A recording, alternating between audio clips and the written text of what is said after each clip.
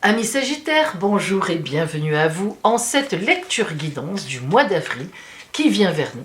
Alors le mois d'avril qui est le mois de la renaissance, c'est la lune de la renaissance. Alors que va vous apporter ce mois d'avril dans les 12 domaines de la vie que nous allons décliner à travers la grande roue astrale?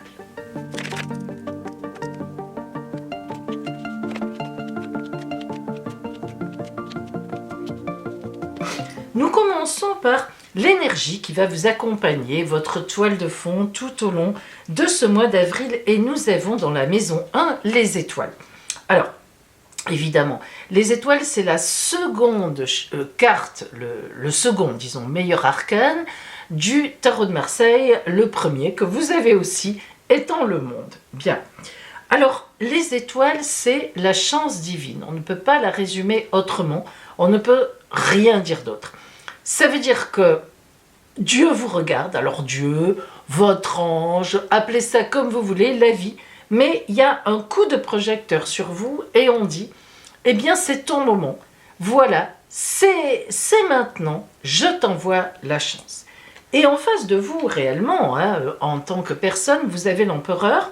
Alors, que vous soyez un homme ou que vous soyez une femme, en face de vous, l'empereur représente une personne avec une posture extrêmement bien positionnée, quelqu'un sur qui on peut s'appuyer, quelqu'un qui est de bons conseils, quelqu'un qui aide véritablement tout au long des étapes que vous aurez à franchir en ce mois d'avril. L'empereur, c'est quelqu'un qui sait où il est, qui sait où il va, que ce soit un homme ou une femme, je le répète, et c'est véritablement quelqu'un qui est là pour vous, qui tient compte de ce que vous vivez, qui vous répond en fonction et accessoirement, évidemment, un compagnon ou une compagne qui vous aime, ça ne fait pas de mal. Mais il est vrai qu'en ce mois d'avril, vous aurez beaucoup de chance par rapport aussi à la personne qui sera en face de vous. Alors, ça n'est pas forcément un compagnon ou une compagne, hein. Ça peut être tout simplement une personne qui va vous donner un grand coup de main dans ce mois d'avril. Mais c'est une personne importante. La personne qui est dans la maison 7, c'est toujours une personne importante pour la personne qui consulte. Dans la maison 2 qui parle des finances, de vos possessions, nous avons la lionne de fortune. Alors la lionne de fortune, c'est un tour de roue. C'est un changement, c'est le destin qui arrive dans la vie. Alors en bien, en mal, sans doute en bien, en tout cas je vous le souhaite, puisque en face, dans les changements, nous avons la justice. Alors la justice qui parle beaucoup de contrats signés, de papiers officiels. Maintenant, il est vrai aussi que dans vos possessions et vos finances avec la roue de fortune et la justice en face, si vous êtes en procédure actuellement juridique, eh bien cet aspect-là vous indique que quelque chose va avancer. Et ça sera comme une surprise, c'est-à-dire que vous ne vous attendiez pas à cet élément-là, qui sera probablement positif. Alors, ici, non, pardon, c'est dans ce sens, excusez-moi. Voilà. Alors ici, nous avons la maison 3 qui parle de votre environnement, de vos fréquentations sociales. Ça n'est pas l'environnement intime, hein. On n'est pas dans le foyer, on n'est pas dans l'intime, on est dans le social. Alors les amis, la famille un peu éloignée, comme les cousins et cousines, les collègues aussi. L'impératrice, que vous soyez encore un homme ou une femme, c'est pareil, montre que vous aurez une grande maîtrise de votre environnement. C'est-à-dire qu'il va y avoir des gens qui vous aident, quelle que soit la situation, peut-être dans ce cadre-là, pour des témoignages, je ne sais pas, c'est tout à fait possible, à vous de transposer. Mais il est évident que vous avez une belle aura sur les gens que vous connaissez, qui vous font grandement confiance, qui vous apprécient énormément. Alors, l'impératrice, ça peut être aussi dans votre environnement réellement une femme, là vraiment une femme qui vous aide, qui vous donne un coup de main, qui par exemple va parler de vous si vous cherchez un travail à quelqu'un là où vous aimeriez aller. Ça peut être un coup de piston, c'est quelqu'un qui a de l'influence. Et en face, nous avons la carte du monde. Je l'ai dit tout à l'heure, c'est le meilleur arcane de la tarologie. Donc là, ça veut dire que c'est paisible, ça veut dire que c'est le grand bonheur. Tout ce qui vient vers vous de l'étranger, de ce que vous ne savez pas encore, de l'extérieur, c'est que du bonheur.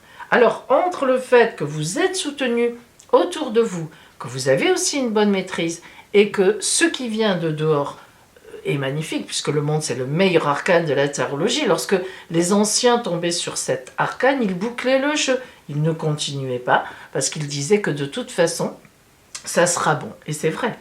Donc, évidemment, dans votre environnement professionnel, amical, voilà, autour de vous, vous êtes très bien placé et même on vous donnera certainement un coup de main.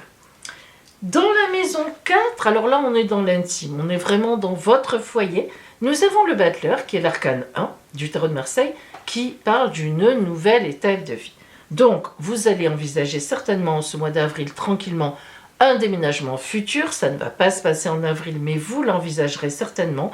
Un changement, mais ça peut être aussi, évidemment, un changement important dans votre foyer, suite à, alors, vous voyez en face, n'ayez pas peur, suite à une transformation. L'arcane sans nom, arcane 13, ne parle pas, c'est pas parce qu'il y a un squelette que c'est la mort, ça parle effectivement d'une étape qui se termine et d'une autre qui va commencer. C'est la mort, oui, d'une étape, de quelque chose, et la résurrection. En fait, cet arcane porte le nom en réalité de transformation, transfiguration même, c'est une vraie transformation. Alors par rapport à votre foyer, on voit qu'il y a une vraie transformation. Alors là encore, comme c'est général, hein, c'est généraliste, il faut transposer. Est-ce qu'il y a des enfants dans votre foyer qui vont partir faire des études ailleurs et ça va vous changer, ça vous met sur une nouvelle étape de vie? Est-ce que vous avez l'intention de vendre votre maison, d'aller ailleurs? Est-ce qu'on vous propose, est-ce qu'on a tendance à vous proposer, est-ce que c'est dans l'air, un poste, une mutation quelque part? C'est possible aussi. Est-ce que vous envisagez d'emménager avec quelqu'un que vous connaissez et de faire donc un vrai couple? C'est possible aussi, ou bien même vous d'aller habiter chez quelqu'un d'autre, c'est possible. En fait, sur votre foyer, vous avez une transformation fort positive qui emmènera donc une toute nouvelle étape de vie après le mois d'avril. Hein. Pas en avril, mais après le mois d'avril, assez rapidement. Dans la maison 5, qui nous parle du bonheur en amour, enfin de votre bonheur, hein, le bonheur en général, et disons que en général le bonheur, on parle d'amour aussi, c'est vrai, on a le choix, ça s'appelle l'amoureux, mais rien à voir, l'arcane 6 avec l'amoureux, c'est comme ça, tous les tarologues vous le diront, c'est un choix de vie. Vous aurez des choix de vie à faire pour, on l'a vu déjà ici avec le foyer, pour avancer. Ça veut dire aussi que vous aurez le choix. Vous aurez des choix à faire, mais vous aurez le choix, donc une certaine liberté. En face, c'est suite à un événement dans la maison 11, qui est la maison des projets, c'est suite à quelque chose que vous avez en projet. Or, il se trouve que la vie, le destin, c'est un peu ça, hein, on la retrouve hein, ici au coin de la rue, le destin va vous envoyer un fait nouveau, une rencontre, quelque chose que vous ne connaissez pas encore, que vous ne maîtrisez pas, que vous ne connaissez pas, tout simplement, dans les projets qui va vous mettre en projet et il y aura des choix ou un choix à faire. Ça rappelle un petit peu le Battleur et la transformation. On voit bien donc que dans votre vie va se passer quelque chose d'excellent, de très bon, puisque vous êtes protégé. Hein. Déjà avec ces deux cartes-là, vous êtes protégé. Et donc on voit qu'il va y avoir une transformation inéluctable, bonne, mais voilà, hein, qui de toute façon se pose là, comme on dit.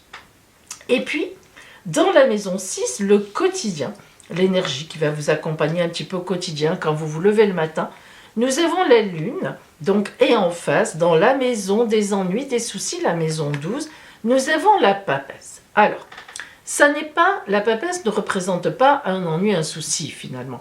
La papesse dit au contraire qu'il y a un certain retard dans ce que vous allez mettre en place par rapport à toutes ces belles choses qui arrivent. Il va falloir s'organiser.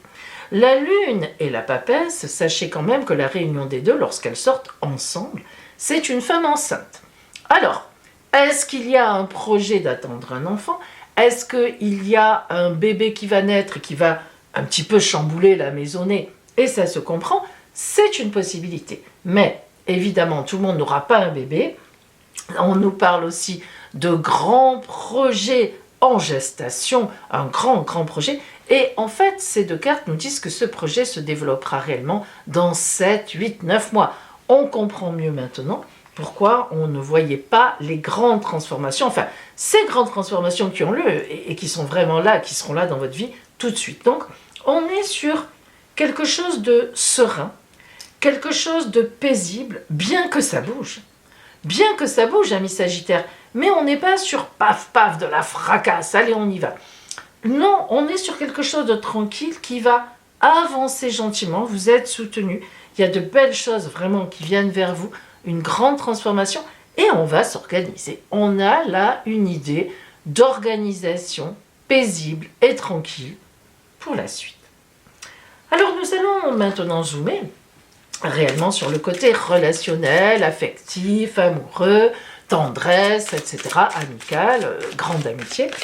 Et je vous rappelle en même temps que je propose évidemment des consultations privées par téléphone ou en visio avec la caméra pour voir les tirages, ou bien en mon cabinet en présentiel de Sanary-sur-Mer dans le Var. Alors, cette consultation privée, pas celle-là, mais privée, est très complète puisque j'ai une étude de votre ciel la veille, à peu près de 2h30, ça dépend. Et le lendemain, à la consultation, évidemment, je vous dis ce que j'ai vu, point de vue astral, et on va aussi évidemment agir avec les cartes. Alors, vous pouvez m'appeler, je vous donnerai tous les renseignements. L'appel sur mon téléphone, évidemment, est gratuit et vous saurez tout. Nous allons maintenant donc compléter ce côté relationnel que nous avons déjà un petit peu abordé par deux cartes qui vont venir préciser les choses. Et on va reprendre les trois axes relationnels. Alors, je vous rappelle que nous avons vu une grande protection sur vous, dynamique, avec en face de vous une personne, réellement une personne. Ça peut être le compagnon, la compagne, ça peut être quelqu'un d'autre, un parent, un ami, une amie. Donc un homme ou une femme, ça n'est pas parce que c'est l'empereur, c'est représentatif de quelqu'un de très solide, de très costaud, qui est avec vous, qui est présent et qui va véritablement vous porter un grand bonheur et vivre tout ça avec vous en ce mois d'avril. Ensuite, l'axe 3-9, les fréquentations autour de vous et à l'extérieur qui viennent vers vous, ce qu'on ne sait pas encore, c'est excellent. L'impératrice est une carte magnifique qui maîtrise véritablement son milieu, qui est très communicante, c'est la plus grande communicante du tarot, et en face, le monde, c'est le meilleur arcane, une grande protection de ce qui est proche de vous et de ce qui est éloigné. Donc on est vraiment sur des communications très intenses, très importantes et qui viennent un petit peu de tous côtés. Et enfin, le bonheur, votre bonheur, le bonheur relationnel, le bonheur en amour, le bonheur voilà, autour de vous, on voit qu'on va avoir des choix à faire avec un fait qui transforme les choses, ou bien une rencontre. C'est ou un fait nouveau, ou on apprend quelque chose, ou il y a une rencontre. Donc si vous voulez, on a un peu beaucoup de choses du côté relationnel. Alors voyons un peu les précisions. Le hasard et le feu. Et oui, le hasard, il est là, il se trouve ici, il se trouve ici, il se trouve ici. Alors, ce hasard, dans ce relationnel, la chance, on en avait compris, le hasard, les coïncidences. Alors, désolé, mais ma coquine de chatte, que vous connaissez probablement si vous me connaissez, a sauté une fois de plus sur la table et m'a bouleversé tout mon machin, donc j'ai coupé, j'ai tout remis, et donc on reprend le cours de la chose. Alors, donc, sentimentalement, nous avons donc la carte du hasard. Cette carte va parler de chance, de hasard, de coïncidence, d'événements positifs, d'opportunités, d'aventures et de destinée. Donc vous voyez comment elle vient encore appuyer sur cette idée du destin. On a le monde qui est une grande protection, on a effectivement la roue de fortune qui est le destin, un tour de roue. Donc on est vraiment dans quelque chose qui est là, qui se pose à ce moment-là sur votre route. Et puis le feu, la passion, vous êtes un signe de feu, donc ça vous colle tout à fait. On voit bien que vous allez être très impliqué dans cette histoire-là. On voit bien que pour vous, ça vous passionne et que même vous allez y mettre beaucoup de votre personne. Alors, les mots qui sont avec le feu sont le courage, l'ardeur, la combativité, il va en falloir quand même aussi, l'héroïsme même imaginé, les investissements, donc personnels, l'agressivité, et oui, il y a un moment où il faut un petit peu se défendre aussi, et la conviction. Et pour ça, on vous fait confiance quand vous avez une idée, en général, elle est bonne. Alors c'est vrai qu'en général, elle est bonne parce que vous êtes un signe optimiste. Vous voyez le bon côté des choses et souvent, vous êtes dans le vrai. Il faut bien le dire à votre façon, mais vous êtes dans le vrai. Donc, effectivement, réflexion, gestation de quelque chose qui va éclater forcément au grand jour à un moment ou à un autre, parce qu'on a quand même des cartes extrêmement toniques et notamment une grande transformation. On imagine, amis Sagittaires, que vous ne traînerez pas, vous, signes de feu, à aller vers cette passion qui vient vers vous et qui va changer la donne. Alors, comment finirez-vous le mois d'avril? Comment allez-vous vous diriger vers le mois de mai? Dans quelle énergie?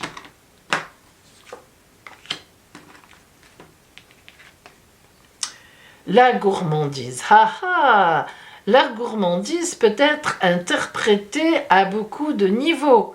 Lorsqu'on réfléchit à ce qu'est un gourmand, eh bien, c'est quelqu'un qui envisage un plat qui est goûteux, qui lui plaît énormément, ou bien une gâterie, un gâteau, un bonbon, ce que l'on veut, mais on pense à la douceur. Vous voyez, je vous ai dit, vous aborderez le mois de mai, ce mois d'avril va être en fait un mois assez doux, malgré, ça bouge, attention, malgré ce qui va bouger, mais comment dire, ça ne sera pas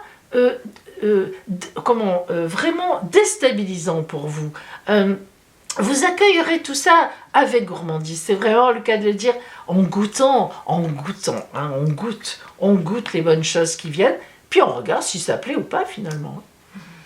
Alors, on va terminer avec le conseil de l'oracle à travers une carte de l'énergie de guérison pour voir justement l'attitude que vous conseille l'oracle. Le petit texte qu'il vous envoie, l'oracle, pour voir un petit peu comment vous devez vous comporter dans ce mois d'avril pour toutes ces belles choses.